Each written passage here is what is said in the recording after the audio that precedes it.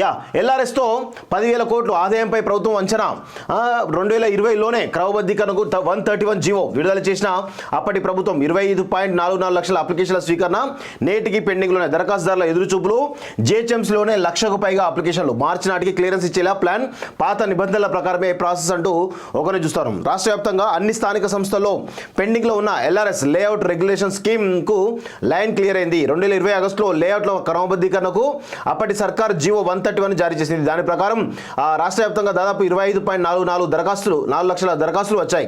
ప్రభుత్వం తాజాగా తీసుకున్న నిర్ణయంతో అవన్నీ క్లియర్ కానున్నాయి. దీనివల్ల 10,000 కోట్ల వరకు ఆదాయం సమకూరుతుందని సర్కారు అంచనా వేసింది. సో మొత్తానికైతే ఎల్ఆర్ఎస్ తోటి దాదాపు 10,000 కోట్ల ఆదాయం రావచ్చు అని చెప్పేసి రాష్ట్ర ప్రభుత్వం ఒక అంచనాకు వచ్చినట్టు తెలుస్తోంది. ఇది ఖచ్చితంగా కొంత రాష్ట్ర ప్రభుత్వానికి ఇప్పుడున్నటువంటి ఆర్థిక ఇబ్బందుల్లో భాగంగా కొంత వాళ్ళకు వెసులుబాటు ఉండేటువంటి అవకాశం అయితే కనబడుతుంది. 10,000 కోట్లు అంటే మామూలు విషయం కాదు. చాలా 2-3 స్కీమ్స్ ఏవైతే ఉన్నాయో అవి కూడా అమలు చేసే విధంగా ఉండేటువంటి అవకాశం అయితే కనబడతా ఉంది. సో దాదాపు 25 లక్షల ఇండ్లకు సంబంధించినటువంటి క్రమబద్ధీకరణ అంశం ఈరోజు పెండింగ్లో ఉంది. గత ప్రభుత్వం ఈ 25 లక్షలకు సంబంధించినటువంటి అంశాన్ని 131 జీవో తీసుకొస్తూనే ప్రజల్ని మభ్యపెట్టేటువంటి ప్రయత్నం చేసింది. ప్రజలకు ఇదే అంటే కేసీఆర్ చేసేటువంటి ప్రయత్నం మీరు చూడండి మిత్రులారా. కేసీఆర్ ప్రతి దశలోనూ ఈరోజు ప్రజల్ని ఏ విధంగా మభ్యపెడతాడో మనం చూడాల్సిన అవసరం ఉంది.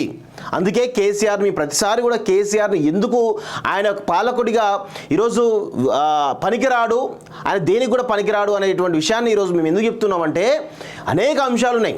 దళిత బంధులో ఈరోజు 70% అన్యక్రాంతం అయిపోయింది. మిషన్ భైరవతో ఏ విధంగా ఉందో చూస్తూ ఉన్నాం. కాళేశ్వరం ప్రాజెక్టు ఏమైందో చూస్తూ ఉన్నాం. ఇలా అన్ని అంశాలు కూడా కేసీఆర్ ఏ అంశాన్ని పూర్తి చేసిండో ఒక్కసారి మీరు ప్రజలారా ఆలోచించండి. ఏ అంశం కూడా ఒక్క అంశాన్ని కూడా ఆయన కొలిక్కి తీసుకొచ్చిన సందర్భాలు లేవు వాస్తవంగా. కానీ ఈరోజు రేవంత్ రెడ్డి ప్రభుత్వం గతంలో కేసీఆర్ చేసినటువంటి తప్పులను పునరావృతం కాకుండా ఈరోజు కొంత అంటే వాటి ప్రతి అంశం పైన రివ్యూ చేస్తూ ఇటు ఐఏఎస్ ఆఫీసర్లు కావచ్చు, కొంత ఇంటలెక్చువల్స్ ఎవరైతే ఉన్నారో, సబ్జెక్ట్ మీద అవగాహన ఉన్నటువంటి ఎవరైతే ఉన్నారో వాళ్ళతోటి చర్చ చేసి అది ఏ విధంగా ఇంప్లిమెంట్ అవుతుంది, చట్టంగా ఏ విధంగా మార్చవచ్చు, ఏ విధంగా లీగల్ కాంప్లికేషన్స్ లేకుండా ఏ విధంగా ఉండొచ్చు అనే కోణంలో చాలా జాగ్రత్త వహిస్తూ ప్రతి నిర్ణయాన్ని కూడా తీసుకొని తెలుస్తూ ఉంది. మీరు చూస్తూ ఉండండి.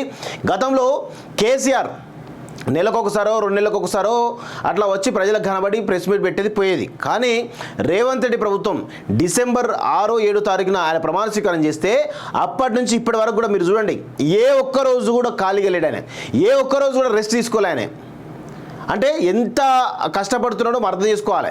అంటే ఎప్పుడైనా కానీ ప్రజలలో నాయకుడు కనుక ప్రజల్లో తిరుగుతూ ఉంటే ఖచ్చితంగా సమస్యలు అనేవి దానంతటవి అనేవి ప్రశ్నించబడతాయి వాస్తవంగా. ఎప్పుడైతే పాలకుడు మొద్దు నిద్రలో దున్నపోతు నిద్ర పోతూ ఉంటాడో ఇక్కడ పాలన గాడికి పడుతుంది. ఎవరు కూడా పనిచేయరు, అధికారులు పనిచేయరు. నాయకుడే పని చేయకపోతే ఈ ఉద్యోగులు ఎట్లా పనిచేస్తారు? అందుకే మొద్దు నిద్రలో ఉన్నటువంటి ప్రభుత్వాన్ని ప్రజలు ఈరోజు మొత్తం బండకేసి కొట్టడం జరిగింది. 2023 జరిగినటువంటి ఎన్నికల్లో ప్రస్తుతం రేవంత్ రెడ్డి ప్రభుత్వం చాలా సీరియస్గా పనిచేస్తూ ఉంది.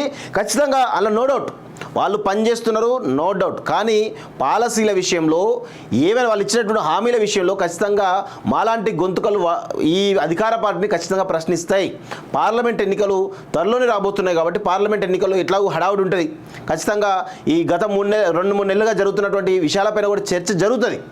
తర్వాత ఈ అసలు యుద్ధం తర్వాత స్టార్ట్ అవుతుంది. ఖచ్చితంగా ఈ రేవంత్ ప్రభుత్వం మాలాంటి ప్రశ్నించే గొంతుకలను సంబంధించినటువంటి ఈ ప్రశ్నించే తత్వాన్ని ఖచ్చితంగా మీరు ఎదుర్కోవాల్సినటువంటి అవసరం ఉంటుందని చెప్పేసి కూడా ఈరోజు కాలోజ్ టీవీ మిమ్మల్ని హెచ్చరిస్తూ ఉంది. వాస్తవంగా మేమేదో గతంలో ఈ కేసీఆర్ అనేవాడు అసలు పాలకుడిగా పనికిరాడు కాబట్టే కేసీఆర్ పైన యుద్ధం ప్రకటించడం. కేసీఆర్ పైన మేము ఎంత యుద్ధం ప్రకటించామంటే మా ప్రాణాల సైతం తెగించే విధంగా మేము ప్రయత్నం చేసినాం వాస్తవంగా. దానిలో ఇక్కడ కూడా ఇప్పటికి కూడా వెనకడుగు. ఎందుకంటే ఇప్పటికి కూడా వాళ్ళు చేసినటువంటి విధ్వంసం ఈ తెలంగాణకు కేసీఆర్ కుటుంబం చేసినటువంటి ద్రోహం అంతా ఇంత కాదు. ఆంధ్రలో చేసినటువంటి ద్రోహం కంటే కూడా ఈరోజు కేసీఆర్ చేసినటువంటి ద్రోహమే తెలంగాణకు ఎక్కువ. సో అందుకే మేము చెప్తాను, వాళ్ళ ఎట్టి పరిస్థితుల్లోనూ రాజకీయంగా బొందబెట్టేటువంటి ప్రయత్నం ఖచ్చితంగా మాలాంటి గొంతుకలు చేస్తాయి. అలా అని కేసీఆర్ కుటుంబమే టార్గెట్ అంటే అది కాదు. మేము ప్రశ్నించే గొంతుకలుగా ఉన్నాం కాబట్టి ఖచ్చితంగా ఇక్కడ అధికార పార్టీ చేస్తున్నటువంటి అన్ని తప్పులను, అదేవిధంగా మేనిఫెస్టోలో పెట్టినటువంటి అన్ని హామీలను కూడా ఇంప్లిమెంట్ అయ్యే వరకు, అదేవిధంగా అట్టడుగు వర్గాల వరకు, కింది స్థాయిలో ఉన్నటువంటి వారికి కూడా ఈ ప్రభుత్వానికి సంబంధించిన సంక్షేమ ఫలాలు అందే వరకు కూడా మాలాంటి వాళ్ళం ఖచ్చితంగా అలు పెరగకుండా పోరాడుతాం, ప్రశ్నిస్తాం. ఎన్ని ఒడిదుడుకులు, ఎన్ని ఇబ్బందులు ఎదురైనా కానీ ప్రజల పక్షాన్ని నిలబడి ఉంటామని చెప్పేసి కూడా నేను చెప్తా ఉన్నాను మీకు. సో మొత్తానికైతే ఇలాంటి విషయాలు కూడా కొంత గవర్నమెంట్కి ఫెచ్ చేయడం అవకాశాలు అయితే కనబడతా ఉన్నాయి. ఎల్ఆర్ఎస్తో 10,000 కోట్లు ఆదాయంపై ప్రభుత్వం అంచనా. 2020లోనే క్రమబద్ధీకరణకు 131 జీవో విడుదల చేసిన అప్పటి ప్రభుత్వం 25.44 లక్షల అప్లికేషన్ల స్వీకరణ నేటికి పెండింగ్లోనే. దరఖాస్తుదారుల ఎదురుచూపులు. జిహెచ్ఎంసీలోనే 1,00,000కు పైగా అప్లికేషన్లు. మార్చి నాటికి క్లియరెన్స్ ఇచ్చేలా ప్లాన్. పాత నిబంధనల ప్రకారమే ప్రాసెస్ అంటూ ఒకరిని చూస్తారు. రాష్ట్ర వ్యాప్తంగా అన్ని స్థానిక సంస్థల్లో పెండింగ్లో ఉన్న LRS layout regulation స్కీమ్కు line clear అయింది. 2020 ఆగస్టులో లేఅవుట్ల క్రమబద్ధీకరణకు అప్పటి సర్కార్ జీవో 131 జారీ చేసింది. దాని ప్రకారం రాష్ట్ర వ్యాప్తంగా దాదాపు 25.44 దరఖాస్తులు, 4 లక్షల దరఖాస్తులు వచ్చాయి. ప్రభుత్వం తాజాగా తీసుకున్న నిర్ణయంతో అవన్నీ క్లియర్ కానున్నాయి. దీనివల్ల 10,000 కోట్ల వరకు ఆదాయం సమకూరుతుందని సర్కారు అంచనా వేసింది. సో మొత్తానికైతే ఎల్ఆర్ఎస్ తోటి దాదాపు 10,000 కోట్ల ఆదాయం రావచ్చు అని చెప్పేసి రాష్ట్ర ప్రభుత్వం ఒక అంచనాకు వచ్చినట్టు తెలుస్తోంది.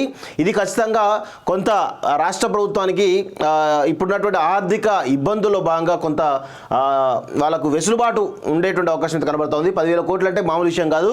చాలా 2-3 స్కీమ్స్ ఏవైతే ఉన్నాయో అవి కూడా అమలు చేసే విధంగా ఉండేటువంటి అవకాశం అయితే కనబడతా ఉంది.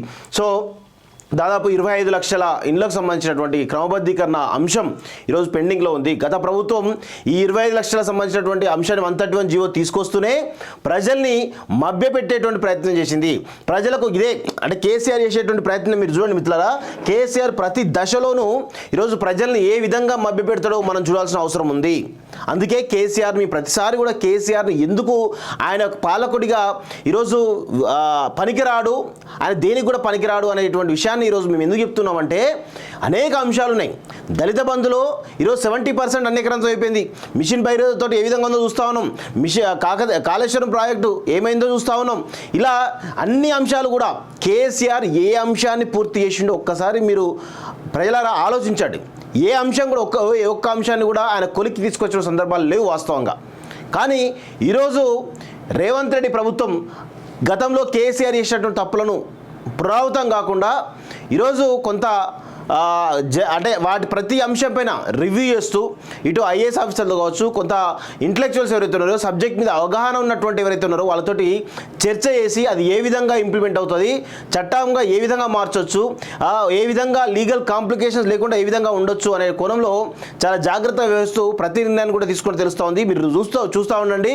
గతంలో కేసీఆర్ నెలకొకసారో 2 నెలలకు ఒకసారో అట్లా వచ్చి ప్రజలకు కనబడి ప్రెస్ మీట్ పెట్టేది పోయేది. కానీ